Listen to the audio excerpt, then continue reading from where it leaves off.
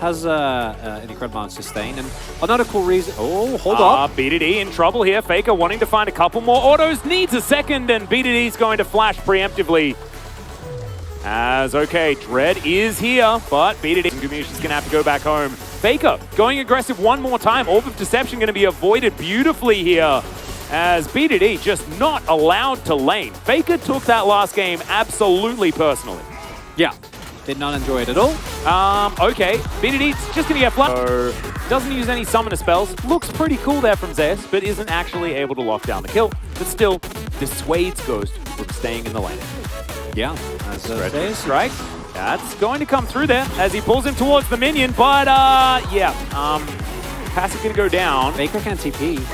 He could, but he's not going. They still have a gold deficit that they're dealing with, largely due to the fact that the GOAT himself in the mid lane is playing very, very well. He's going to do it again. Emperor's Divide onto 2. Immediately, Dread is going to be taken down. BDD, hostile takeover is going to come through as once more. Owner is just dashing underneath turrets here, finds another stab, transforms into an Ahri, and will immediately get taken down. But still, it's a whole lot of kills going over to T1. But, not something that I think is really necessary is those nose. 봐볼래? 뭐야. Oh, and the arrow connects as well. Yeah, that's the main reason why there wasn't really any recourse. Because if the arrow doesn't connect, I think Zeus, in his mind, can just E out the moment he gets the cancel, but it's not going to be the case. Really nice day. This is just a great setup by Faker, combined with good ultimate from Carrier in the choke points. Ooh, well, another arrow is going to connect here as the Onhorn's also going to come down. It's so much CC onto Owner, who's just constantly in the air. What the hell was that? I want that reboot. Next series will, so yeah, could be. Well, there's a handshake. It's going to get an arrow out as Kerry is taking a lot of damage here. In goes Zeus, of course he does, and they lock down the Ashe. Of course, no ulti for Ghost.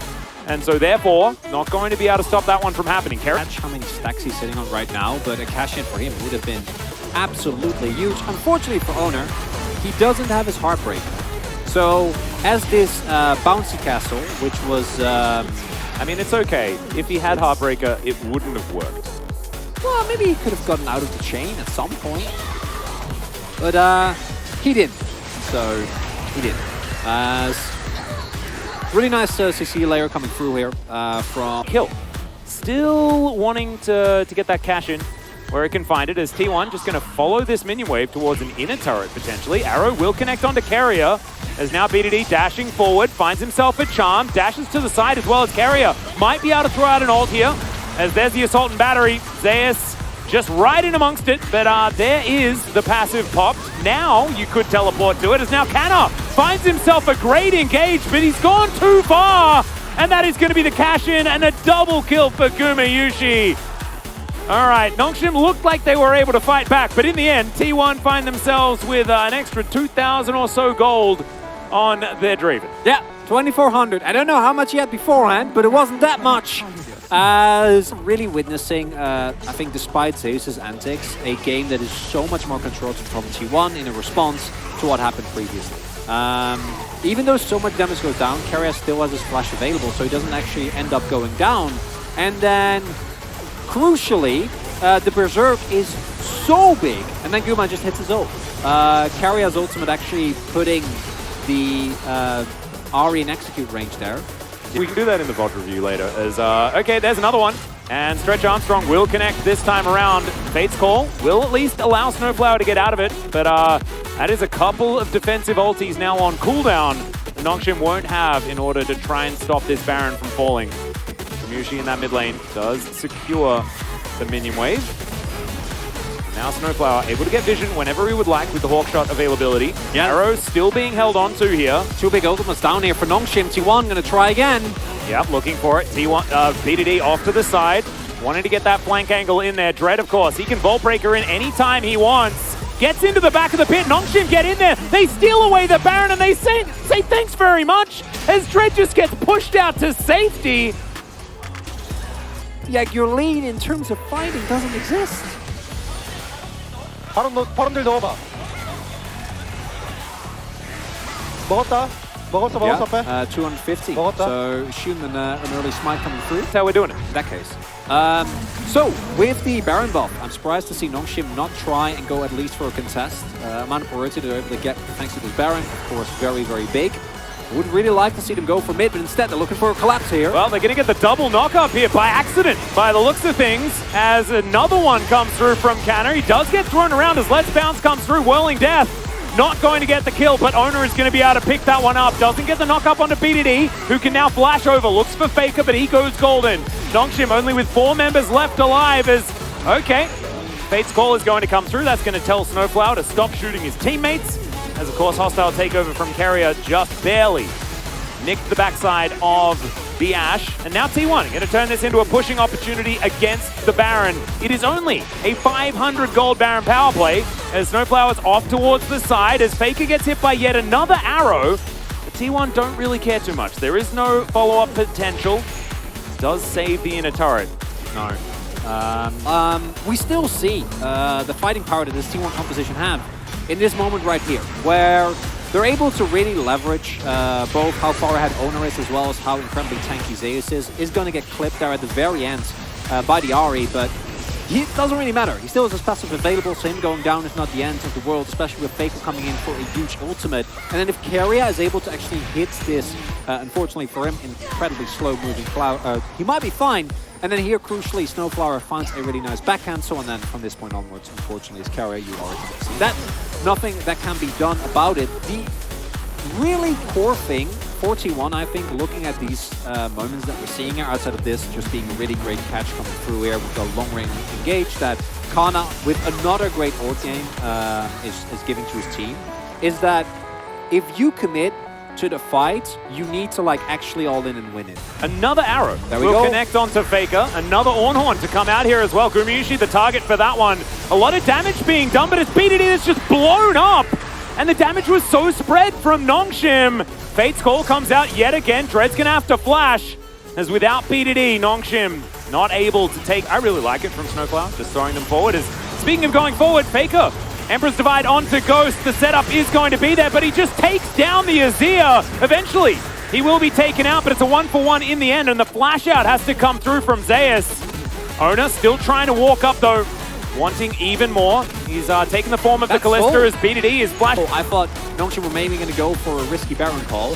Instead, it's T1. A risky Baron call. Number 2. Dread's alive. Yeah. Let's not repeat our mistake, shall we? Well, that's to teleport, so we've got 5 members in this pit. BDD is off to the side. It's a lot of damage being done. Zeus wanting to stop Dread from being able to get into that pit, but he gets taken down to his bloblets. Still going to be the burst damage enough onto the Baron. However, they bloody, as we're going to check out this fight one more time.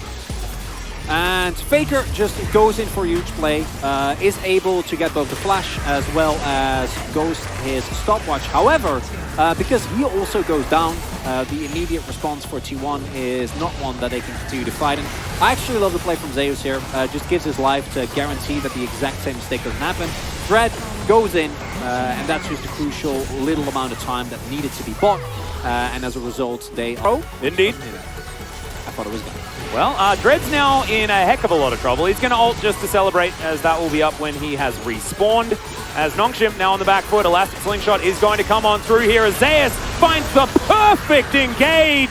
BDD's going to be eradicated immediately. Ghost down to his GA that he'd only just purchased as Canna desperately wants to keep him alive. Owner going to mitigate the turret damage as well with the possession. And very comfortably, T1 win a team fight and are now looking to push forward right as the Baron wears off. They're going to break open the base. He got shield bow. He got a shield bow. That's not fair. That is not fair at all. However, it's just how the Viego works. I remember being very upset about that when Viego was first released. As arrow's going to connect, the volley value is kind of there. Canna has to go golden as the Nexus turrets are the focus. T1 are done with this game. They are done with this series. As Dread makes his way out of the death chamber. Faker taking a lot of damage as Dread goes into his stopwatch as well. Zeus can tank for a long time. BDD on his way. Yeah, looks like T1 are going to have to get out of this one, but Gumayushi with so much damage. Canna was a tank.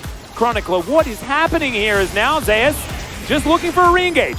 BDD is going to use his Zhonya's, but the rest of T1 all just collapse around, and Ghost has respawned. He's like, what is going on here? Snowflower's flashing to get himself to safety. Another arrow comes in. Wait. As, what the heck? That was Owner that went down there. It was Ari, of course, because he had Possessor. As now Dread finds an ulti. Gumiyushi goes into the bailout, but it does not work as Ghost gets a triple. And this is officially silly. I was so sure that is this all a fever dream? I don't know. Dread trying to look for a flank, gets caught out and immediately goes down. Baron buff is available for T1, so understandably they go for a hard push. And up until this point, this play is just beautiful. Owner getting the buy and the Ari perfectly set up. And then I don't know. I don't even know why I'm talking about a Vi because she died way earlier, but like that, the whole sequence of play is crazy. Yeah. We get them getting the turret this low, and then the moment BDD comes back up, actually gets the local damage, and the mana is getting so low at this point as well. Snowflower is mandating the absolute Imperium out of the T1 backline that is just getting shelled down, getting slowed down as we're not done! Yeah, we got another battle. Cannon's gonna find a few knockups here as Zeus taking way too much damage, but BDD gets handshot. Faker gonna lock down the Ari yet again. Ghost trying to stay alive, but it's not going to work. It's the charm from Owner of all things. As now Nongshim are officially routed. You can see the teleport already as Elastic Slingshot comes through. Dread's going to pick Zeus up out of the air. And yeah, Zeus not going to be able to kill Dread right now, but there's only one Nexus turret.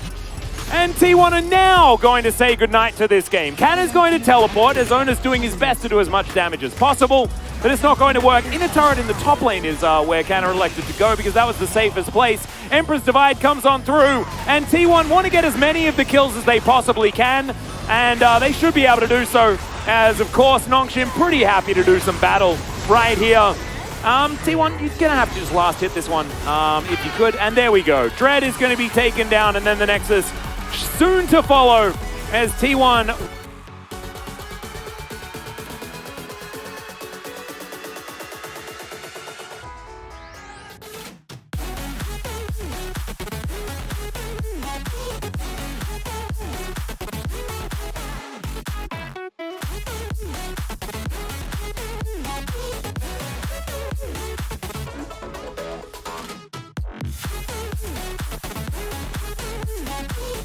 It didn't feel like a safe drive.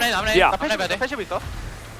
As we're going to have a listen to T1 as they win the last team fight. BDD not having a similar game to what he had in game number 2. It was a bit of an unfortunate one on the Ari. Yeah, not having a great performance. Started off in the early lane, punished heavily by Owner and Faker. And I gotta say, Owner and Faker, to me, really the two players that really carried it through. Carry out also having a great game on the Renata, a couple of extremely impactful ultimates that he was able to hit. In addition to a couple of handshakes as... 야야야 땡겼어. 야야야. 네 별로. Actually very cute from Faker. There's a... Wait. Help. 이건 볼게. 나 젤리 되고. Eventually, like, okay, let's not let Okay. the die. Gotta keep him safe.